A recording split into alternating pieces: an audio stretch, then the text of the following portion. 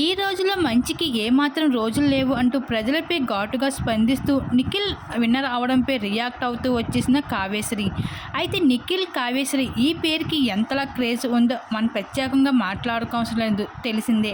ఇంకా big boss house లోపలికి అడుగుపెట్టిన నిఖిల్ సింగిల్ అంటూ నాగార్జున గారి ముందు స్టేజ్ పైన చెప్పి హౌస్ లోపల జరుగుతున్న విషయాలను చూసి ఇంక కావ్య అయితే తనకి బ్రేకప్ అయ్యిందని, కావ్య ఎలాగైనా తన లైఫ్లో తిరిగి కావాలి అంటూ ఏడుస్తూ కనిపించేశాడు ఇంక నిఖిల్.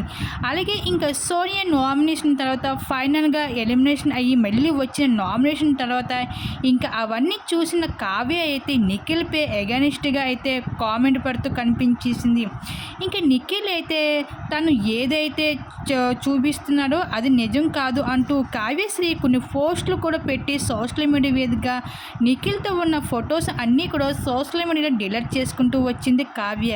ఇంకా ఆ తర్వాత అభిమానులకి అర్థమైంది వీళ్ళిద్దరి మధ్యన ఏదో నడుస్తుంది, వీళ్ళిద్దరి మధ్యన గొడవలు అయ్యాయి, బ్రేకప్ అయ్యిందనేసి ఆ తర్వాత అభిమానులందరికీ అర్థమైంది. మొత్తానికి బిగ్ బాస్ హౌస్లో మాత్రం ఇంకా నిఖిల్ అయితే కావ్యశ్రీని నేను ఎలాగైనా కలుస్తాను, బయటికి వెళ్ళాక తన నా లైఫ్లో కావాలి అంటూ ఎన్నోసార్లు చెప్పుకుంటూ బాధపడుతూ కనిపించేవాడు. అలాగే మొత్తానికి అయితే బిగ్ బాస్ హౌస్లో సోనియా అలాగే యష్మి ఎంతో చాలా నెగిటివ్గా సంపాదించుకున్నాడు.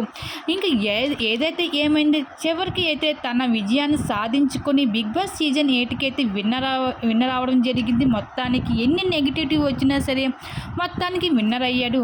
కానీ బయటికి వెళ్ళాక కావ్యాన్ని కలిసి తన లైఫ్లోకి తెచ్చుకుంటాను, ఇంకా కావ్యాన్ని క్షమించమని అడుగుతాను అన్నాడు. మరి ఏమవుతుందో చూడాల్సింది. కావ్యశ్రీ నిఖిల్ ఇద్దరికి కలుస్తారా లేదా అన్నది.